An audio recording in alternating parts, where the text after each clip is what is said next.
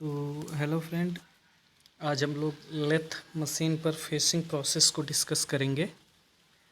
ये lathe machine पर एक बहुत ही इम्पॉर्टेंट प्रोसेस है और जिससे मैक्सिमम आने वाले यूपी आरबीएनएल और एनसीएल जैसे एग्ज़ामों में इससे बहुत ही ज़्यादा हेल्प मिलेगी इस वीडियो से। अगर मेरी वीडियो को आप लोग अच्छे तरीके से देखते हैं तो मैं आई एम श्योर दैट कि एक भी ऐसा क्वेश्चन आप लोगों से मिस नहीं होने वाला है जो आने वाले कंपटीशन के एग्ज़ामों में आप लोग देखेंगे। तो फेसिंग प्रोसेस में हम लोग सबसे पहले देखेंगे कि फेसिंग प्रोसेस अगर आप लोग देख पा रहे होंगे तो जो हमारा अगर वर्क फेसिंग प्रोसेस हम लोग कभी भी कोई भी वर्क पीस होता है उसके जो सिरा होता है, हेड होता है, उस पर जो है कि उसको समतल बनाने के लिए हम लोग क्या करते हैं, फेसिंग प्रोसेस को करते हैं। अगर आप लोग देख पा रहे होंगे तो वर्क पीस के सिरे पर लेथ पर वर्क पीस के सिरे को लेथ पर समतल बनाने की प्रक्रिया को फेसिंग कहते हैं। ठीक है। और फेसिंग में हम लोग जो है कि फीड देते हैं। जैसे कि हमारा कोई ये वर्क पीस है, अगर आप लोग देख पा रहे होंगे तो हम दिखा रहे हैं आप लोगों को कि ये मान लीजिए आपका वर्क पीस है इस तरीके से। तो वर्क पीस पर ये सेंटर हो गया उसका। तो जब कभी भी फेसिंग की जाती है तो सेंटर से परिधि की तरफ या परिधि से सेंटर की तरफ हम लोग जो है कि फेसिंग करते हैं।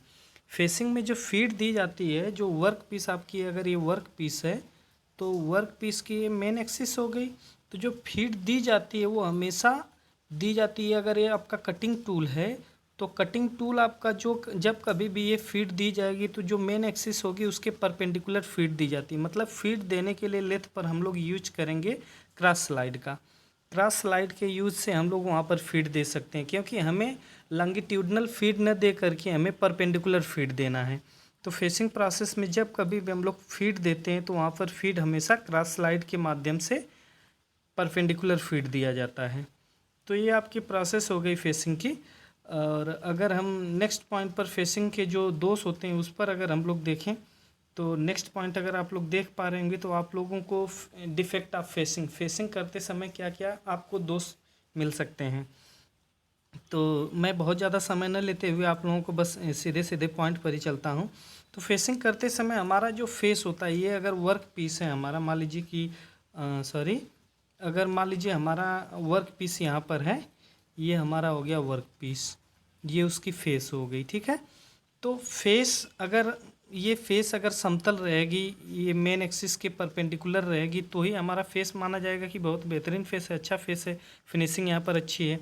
अगर ये कॉन्वेक्स हो गया या कॉनकेव हो गया या इस पर पिप बन गई तो हमारा ये डिफेक्ट माना जाएगा ना, फेसिंग में डिफेक्ट होगा। तो ये डिफेक्ट कैसे आते हैं उसको हम लोग डिस्कस करेंगे इस पॉइंट पर।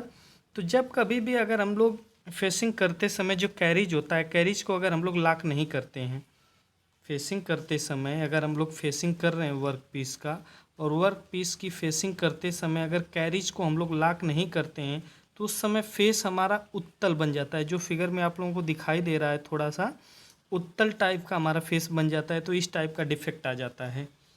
आप लोगों को फिगर में साफ साफ दिखाई दे रहा होगा कि जो फेस है वो समतल ना होकर के उत्तल बना हुआ है। अगर डिफेक्ट देखा जाए तो जो सेकेंड टाइप का डिफेक्ट आता है, अगर कटिंग टूल, जो मान लीजिए कि आपका ये वर्क पीस है, यहाँ पर हम लोग दिखा रहे हैं आपको फिगर में अच्छे तरीके से, ये आपका हो गया वर्क पीस, ये हो गया आपका वर्क पीस। ठीक है। तो ये वर्क पीस की ये हो गई उसकी मेन एक्सिस।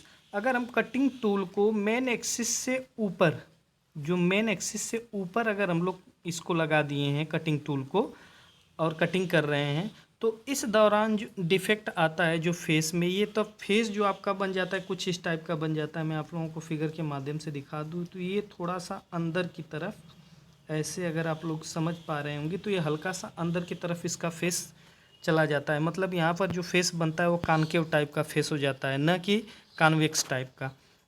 ये कब होता है, जब आपका फेसिंग टूल जो है मेन एक्सिस से ऊपर, जब कटिंग टूल सेंटर से ऊंचा होने पर इस कंडीशन में जो है कि हमारा कॉनकेव टाइप का फेस बन जाता है। और तीसरी कंडीशन आती है, तीसरी कंडीशन को अगर हम लोग डिस्कस करेंगे तो आप लोग फिगर में देख पा रहे होंगे। तो मैं अगर आप लोगों को दिखाऊं तो जो पिप, जब कभी भी पिप बनता है तो पिप की कंडीशन क्या होती है, अगर आपका ये वर्क पीस है, यहाँ पर वर्क पीस है और ये उसकी सेंटर लाइन है, तो पिप बनने की कंडीशन क्या होती है, अगर आपका कटिंग टूल सेंटर लाइन से नीचे ही रह जाता है, या सेंटर लाइन से जब हम नीचे वर्क टू जो आपका कटिंग टूल है उसे हम सेट करते हैं, तो उस समय जो डिफेक्ट आता है वो डिफेक्ट पिप बन जाता है। ये जो फेस होता है फेस पर पिप बन जाएगा। तो ये 3 टाइप के डिफेक्ट होते हैं फेसिंग में।